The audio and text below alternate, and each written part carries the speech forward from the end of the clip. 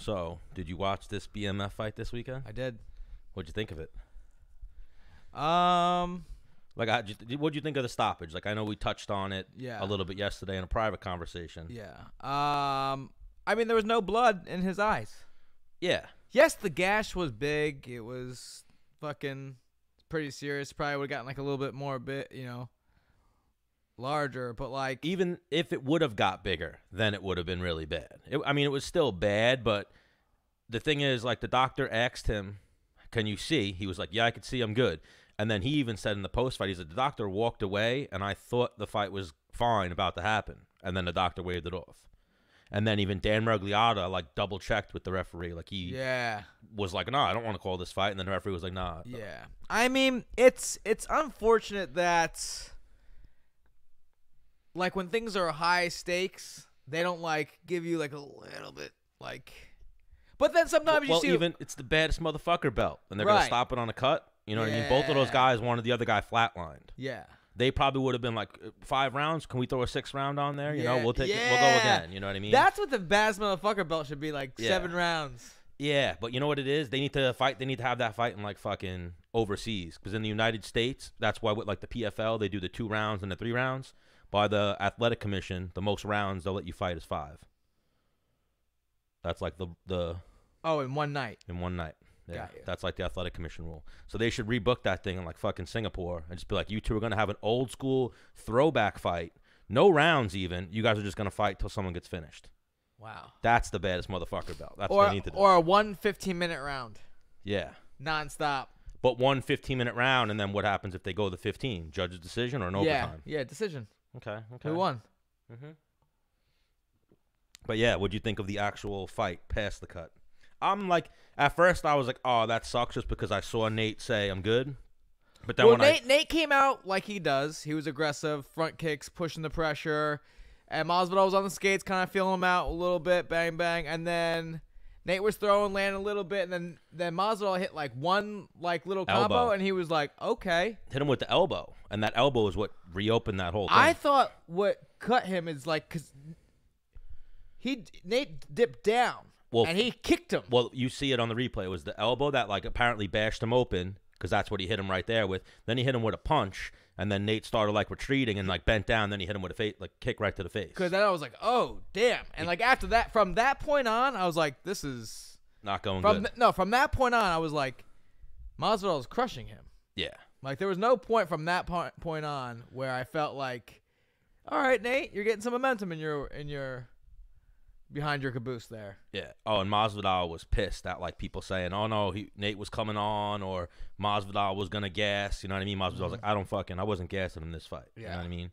And, like, me and you said, like, yeah, he slowed down, like, a little bit in the third, but, like, nothing happened. Enough to win the round. Like, when I was sparring, when I was fighting, like, sometimes I'm tired. Like, all right, let me just do enough to keep winning.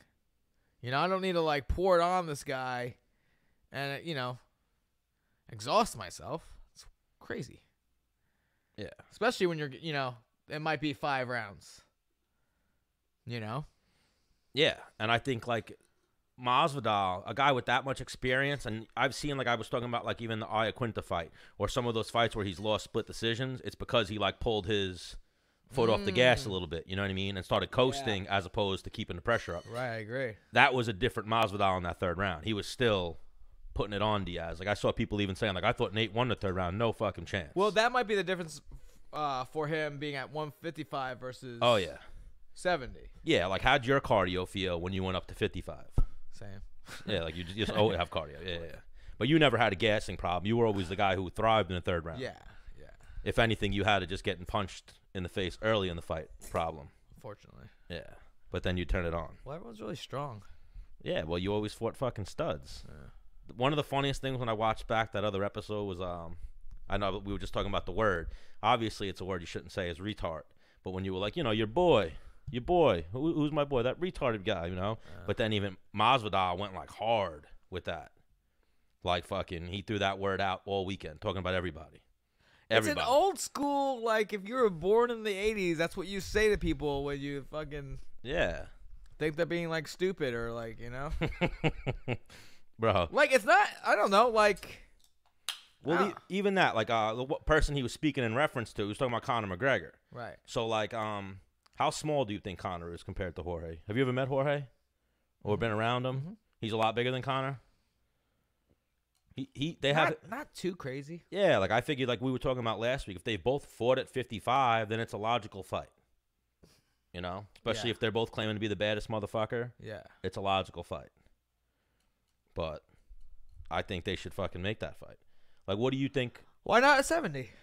Yeah, make it catch weight at 65 for the baddest motherfucker. But why not 70? Or at 70? I feel like even with the baddest motherfucker, but you could do whatever you want. Yeah, you could have a catch weight at 168. It's not a real weight class. You know what I mean? Yeah. If they're gonna pay Masvidal $2 million or a couple $1 million, and they're like, yo, you want to fight fucking? Yo, you know how in jiu-jitsu there's like absolute. Yes. Yeah. The baddest. There should be 2 baddest motherfucker belts in the UFC. And one of them should. I think one of them should be like 165. No, maybe 3. Maybe 3. Yeah. So from like 125 to 145. 155 to 185? Yeah. So now, did you watch even you didn't watch Darren Till versus Kelvin at all, right? I saw some highlights. All right, like that fight was good, but like a little lackluster. But then even after the fight, in the post fight, they were talking to Darren Till about like 185. He was like, yeah, I'll fight Adesanya. Then they were like, Yoel Romero. He was like, fuck no. He's like, fuck that guy. I want nothing to do with that guy. I'm good on that one. Wow. Yeah. And then Adesanya said today, and like in some interviews, he was like, why would you be ducking that guy? Like, Adesanya's trying to fight Yoel Romero. Right. I did see that for title fight, right?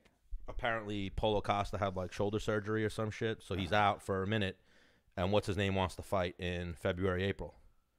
What's his face? Or February, March, whatever. Adesanya. Oh. So he's ready to like get in there. So he fucking is calling out Yoel. But like I actually saw this one thing. Like apparently, people, if you fight Yoel Romero or Robbie Lawler, you have a shitty record after that. Wow. Like people pulled up like statistics of it. Like people who fought like Robbie Lawler are like 2-5, 5-5. Like they're not the same fighter after they fight Robbie Lawler. Wow.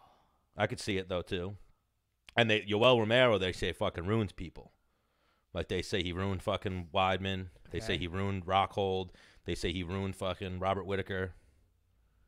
We haven't seen Robert Whittaker fight again yet. Right. But who knows, you know? I mean, those are some top guys that you could look back and go, yeah, I guess he has. Well, he's a fucking beast.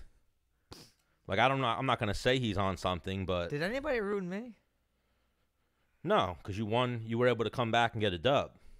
You know what I mean? It was like these other guys, like, almost, like, completely changed. And you never got, like Korean Zombie didn't flatline you. You know what I mean? You jumped right up. Right. Jeremy Stevens, after that fight, you came back and fucking won fights after that. So you mean, like, changes them, meaning, like, they can't win They anymore? can't win. Their chin's gone. Changes their fighting style. Oh. Yeah. I'll have to get the thing up. Because Weidman hasn't won since... Beat Gastelum. Oh, okay, yeah, that's right. I thought that was after. Yeah. But then even people, you know, like, and even that, like, Gastelum is killing it at 185. He's doing good. He's hanging with some of the top guys. It just seems like he can't... I think he was always a welterweight, though, too. Yeah. Like, he just doesn't cut weight the right way, I guess, or whatever. He might be... I would like to hang out with him for, like, 2 weeks and just see what his eating habits are, see, like... Maybe he's a 75er if they make that weight class, but he apparently struggles. Like, does he do any, like, long distance on the cardio on the treadmill or the bike to try and burn fat? Yeah. I mean, does he even strength train? You know, like, I would like to see those things. So you didn't see... He's eating cookies when he goes to bed, you know? Yeah. Like, I feel like that might be kind of the case. Like, does he still live with his mom? No. He's young. He's like 25, 26. How old is he now? Pretty young. I remember you told me that story one time. Like when you found out how old he was, you were like, "Wait, what?" Yeah, I thought he was like my age, and he was like 24. Bro, you know who his doppelganger is? No. Not in that picture, but Randy from the UFC, the social media guy that you know. Oh yeah, I think so. They're brothers. No, he's 28 now. Okay. So when you That was 4 years ago? Yeah. I guess, when I fought in New Mexico? Mad long ago. But I guess, yeah, he was 24 back then. But Luque got defeated by Thompson. Luque was working the calf kicks early, but then Thompson got away from it. Yeah, Thompson just put it on him. They got fight of the night as well. Did they get fight of the night? Yep. Derek Lewis versus Blago Ivanov was just a competitive back-and-forth fight, kind of like a boring heavyweight fight, but like just slugging it out. Derek Lewis. It's crazy. Derek Lewis either knocks the guy out. Derek Lewis almost knocked him out. He had him wobbled a few times. Gets knocked out. Does Derek Lewis get knocked out? Because I'm trying to think if I ever saw him lose a decision. Who, Derek Lewis? Yeah. Yeah, he's lost decisions. I think he lost to, or no, didn't he beat Francis Ngannou in like the most boring fight ever? I think that's what happened with that one. Oh, yeah. Where they just looked at each other for 15 minutes. That was awful. Yeah. But he beat Blagoy. I picked against him in this fight because I thought Blagoy was going to take him down. So, like, you ever see, I saw a meme out there. You ever see, like, when a fight goes to the ground and fight fans are like, oh, this grappling shit is boring. Just stand up. It was as if someone just yelled to Derek Lewis, just stand up. Whenever he wanted to get up, he just, like, would go, and then just fucking explode out of side control. Like 3 times in the fight, Blagoy had him in side control, and Derek Lewis just exploded to his feet. Was like, all right, I'm done hanging out here. Yeah, he's lost 3 decisions. But yeah, he usually knocks you out, or he got TKO'd by Dos Santos, choked out by Cormier, TKO'd by Hunt. But whose decisioned him? Like probably in the beginning, Tony Johnson and Sean Jordan. Was he in the UFC then? No, those are pre-UFC. Yeah. So yeah, in the UFC, he's just been finished, TKO'd, but he's back in the mix with a win against Blagoy. And then the other main fight sucks. Called, dude. Am I? Yeah. The other main fight sucks. It was Gregor getting KO'd by Kevin Lee. People were trying to throw us shade, and just how people like to highlight when people get knocked out and make it like, oh no, I knew that was gonna happen. No, you didn't. Yeah. Kevin Lee has no knockouts in his career. He has TKO victories. Like I know Kevin Lee possesses power. Like he's a big, strong guy, but just like he's a fucking beast. He's more of like wrestle fuck. You get you tired. Can overwhelm you with some shots. You out, he has no one-hit KOs. I tell you what, when I saw that Gregor was fighting Kevin Lee, I'm like, all right, this is a dope fight, whatever. Then when I saw that Kevin Lee was training at TriStar, I was like, I mean, I'm not in love. With that idea for Gregor, just because I've worked with Faraz, like legit at Renzo Gracie's for 10 minutes, and I was like, oh damn, like, pretty much the things that you got some fucking like real legit science to the why and when and where you do things. Like he's that very analytical coach. Like he sends his guys in with a game plan. They train this game plan. Like it's not like this is what you should do, but you're going to impose your shit. Kevin Lee was low stance and working his jab. Right. Okay. Awesome. Oh, and the one thing that Gregor didn't do that Gregor does phenomenally, and when he does it to you, it's a nightmare, is level changes of feints where you are guessing if he's even going to come or not. Yeah. He didn't do that. Yeah.